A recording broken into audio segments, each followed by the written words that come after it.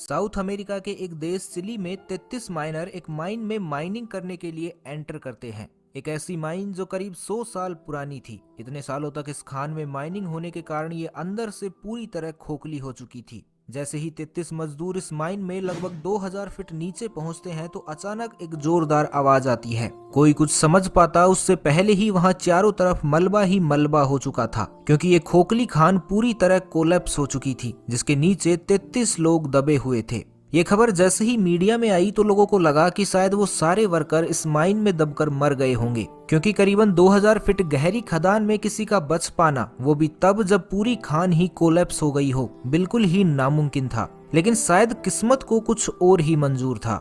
दोस्तों, ये कहानी है एक ऐसे रेस्क्यू ऑपरेशन की जो 21वीं सदी का सबसे बड़ा ऑपरेशन था। एक हादसा जो इतिहास के पन्नों में दर्ज हुआ और इसका रेस्क्यू ऑपरेशन लोगों ने अपने टीवी पर लाइव देखा।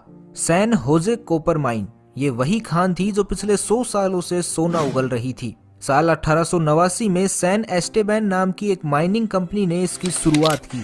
सोने का अंडा देने वाली इस मुर्गी से 100 सालों तक अंडा लिया जाता रहा, लेकिन किसी ने भी इस बात की परवाह नहीं की कि ये मुर्गी अब जर्जर हालात में पहुंच चुकी है, जो कभी भी किसी की भी जान ले सकती थी। कहा जाता है कि इस हादसे से पहले भी इस माइन में दर्जनों हादसे हुए जहां लोगों की जानें तक गई थी, लेकिन लालच और पैसे के दम पर इन हादसों को हमेशा के लिए दबा दिया गया। इस खान को हमेशा से ही बिना सुरक्षा मानदंडों को पूरा किए चलाया जाता रहा है। इसके मालिकों के लालच का अंदाजा कोई इस बात से भी लगा सकता है कि इस हादसे से पहले ये दुनिया की सबसे गहरी खानों में से एक थी, जहां काम करना वैसे ही बेहद खतरनाक था, लेकिन चंद पैसों और पेट के खातिर कुछ गरीब लोग अपनी जान को जोखिम में डालकर यहाँ काम भी कर रहे थे। लेकिन 5 अगस्त 2010 को उनकी जिंदगी पूरी तरह बदल गई। तो हुआ यूं कि माइन के कोलैप्स होने के ठीक पहले जैसे ही इन लोगों को एक हलचल का एहसास हुआ तो ये सभी लोग वहां मौजूद एक इमरजेंसी शेल्टर में जाकर बैठ गए, जो किसी ऐसी ही सिचुएशन का सामना करने के लिए वहां बनाया गया था। इस शेल्टर में जाने के बाद ये वर्कर उस सिग्नल का इंतजार करने लगे जो काम को फिर से चालू करने के लिए दिया जाता था। लेकिन बहुत देर बाद भी जब किसी तरह का कोई भी अलार्म नहीं बजा तो इन लोगों ने बाहर निकल कर देखा और पाया कि वहां सब कुछ बदल चुका था। बाहर जाने के सभी रास्ते बंद थे, बाहर के लोगों से संपर्क भी टूट चुका था, ना बिजली बची थी और ना ही हवा पास होने का कोई रास्ता खुला था। इस टीम के लीडर लुइस अर्जुआ हर संभव कोशिश कर रहे थे कि किसी तरह वो खुद को और अपने साथियों को वहां से बाहर निकाल सकें, लेकिन बाहर जाने का हर रास्ता अब उनके लिए बंद हो चुका था। उधर लुइस भी इस बात को समझ चुके थे कि वो लोग एक बड़ी मुसीबत में फंस चुके हैं, लेकिन इससे पहले कि इस स्थिति की भयावहता को कोई और भी समझता और वहां एक पैनिक सिचुएशन क्रिएट होती, उससे पहले ही लुइस ने सभी का ध्यान अपनी ओर खींचा और इस पूरे मामले की गंभीरता को उन्हें आराम से समझाया। उन्हें बताया कि कैसे अगर वो हिम्मत से काम लेते हैं तो यहाँ से बाहर निकल सकते हैं। लुइस की बातों से सभी लोग प्रभावित हुए, जिसने इन सभी के मन में उठ रहे डर को खत्म कर दिया और इन लोगों ने कसम खाई कि वो लोग अपनी आखिरी सांस तक इस मुसीबत का सामना करेंगे और तब तक हार नहीं मानेंगे जब तक कि कोई उन्हें बचाने नहीं आ जाता। लेकिन मुसीबतों का दौर तो अभी शुरू ही हुआ था, जिसका एक लंबा सफर इन सभी को तय करना था। बाहर से आने वाली मदद में तो शायद महीनों भी लग सकते थे, इसलिए ये समय था ये सोचने का कि आखिर इस गुफा में खुद को जिंदा कैसे रखा जाए। जिंदा रहने के लिए हिम्मत के अलावा खाना और पानी भी जरूरी होता है, जो इनके पास किस्मत से मौजूद तो था लेकिन बदकिस्मती से बहुत कम भी था। महज कुछ लीटर पानी और चंद दिनों का राशन, और इतने में इन 33 लोगों का गुजारा, वो भी अनगिनत दिनों तक। लेकिन फिर भी इस नामुमकिन काम को मुमकिन बनाने में ये सभी लोग जुट गए। उधर इन्हें बाहर निकालने की कोशिशों का दौर भी शुरू हो चुका था, क्योंकि इन सभी लोगों का परिवार माइन पर ही मौजूद था, जो सरकार से लेकर प्रशासन पर यह दबाव बनाने लगा कि इन लोगों को जल्द से जल्द इस गुफा से बाहर निकाला जाए, जिंदा नहीं तो कम से कम मुर्दा ही सही। इधर ये खबर दुनिया भर में वायरल भी होने लगी, जिसने इन परिवारों का काम आसान कर दिया, क्योंकि अब बात सरकार की जिम्मेदारी पर आ चुकी थी, जिसके चलते चिली राष्ट्रपति ने तत्काल ही इस पर एक्शन लेने का आदेश दिया और परिवारों से ये वादा भी किया कि उनकी हर संभव मदद की जाएगी।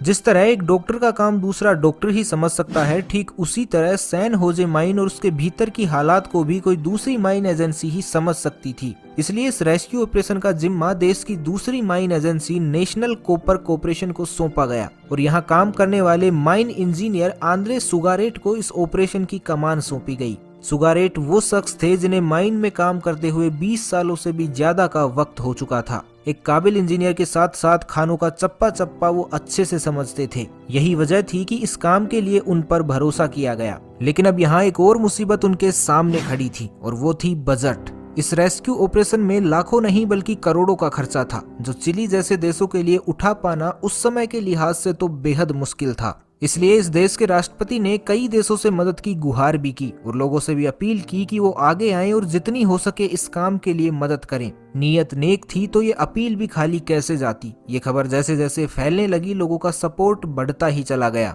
जो पैसे महीने भर में भी इकट्ठा नहीं हो सकते थे, वो महज कुछ ही दिनों में जमा हो गई। इन्हीं पैसों से बड़ी बड़ी मशीनें और वो हर सामान इकट्ठा किया गया जो इस ऑपरेशन की जरूरत थी। अब केवल एक ही चीज बाकी थी और वो थी इन लोगों का बाहर आना। माइन को अच्छे से समझने और हालातों को देखते हुए सुगारेट को इस बात का यकीन था कि वो लोग गुफा के अंदर सुरक्षित भी हैं।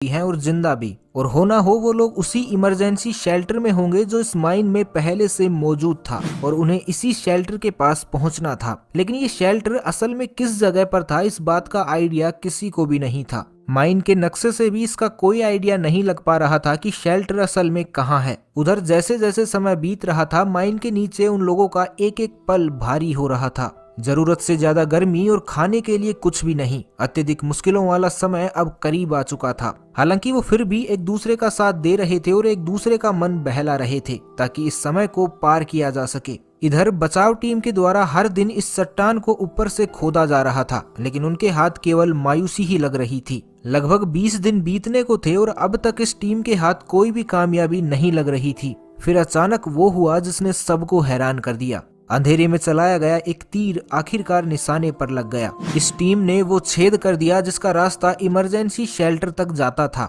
इधर उस ड्रिल को देखकर वो लोग भी बहुत खुश हुए, क्योंकि उन्हें पता चल गया था कि वो समय अब दूर नहीं जब वो लोग भी वापस इस जगह से अपने घर जा सकेंगे, और वो भी जिंदा। ये बात रेस्क्यू टीम को कंफर्म हो सके कि उन्होंने सही जगह छेद किया है, इसके लिए इन लोगों ने तुरंत ही उस मशीन पर अटैक किया। साथ ही उन लोगों ने उस पर एक मैसेज भी लिख दिया ताकि रेस्क्यू टीम को ये पता लग सके कि नीचे दबे लोग अभी भी जिंदा हैं।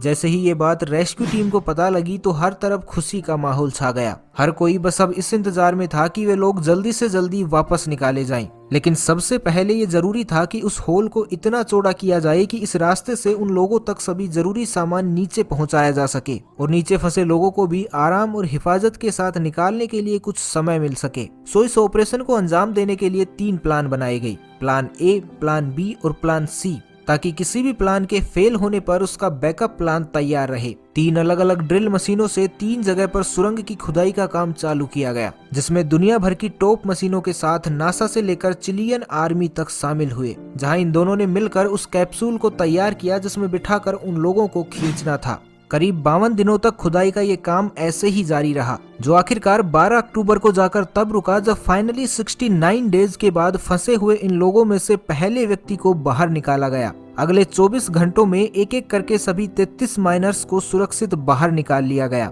ये लम्हा हर उस व्यक्ति की आंखों में आंसू ले आया जो इसे देख रहा था। हर तरफ एक जश्न का माहौल था। इन लोगों का परिवार जितना खुश था, उससे कहीं ज्यादा खुश वो लोग थे जो इन्हें यहाँ सपोर्ट करने पहुंचे थे। माइन से सुरक्षित निकाले गए ये 33 लोग अब रियल लाइफ हीरो बन चुके थे, जिनके साथ फोटो खिंचवाने और इनका ऑटोग्राफ लेने के लिए लोग शोर मचा रहे थे। वहीं अब इस माइन का चालू रहना तो वैसे भी पॉसिबल नहीं था, इसलिए इसे हमेशा के लिए बंद कर दिया गया। साथ ही लापरवाही बरतने के मामले में इसे ऑपरेट कर रही कंपनी पर भी केस दर्ज किया गया। आज इस साइट पर इस ऐतिहासिक रेस्क्यू ऑपरेशन से जुड़ी हुई चीजों का एक म्यूजियम बना दिया गया है, जहां इन बहादुर लोगों और इन्हें बचाने वालों की गौरव गाथा का बखान किया गया है, जो ये संदेश देता है कि अगर हिम्मत और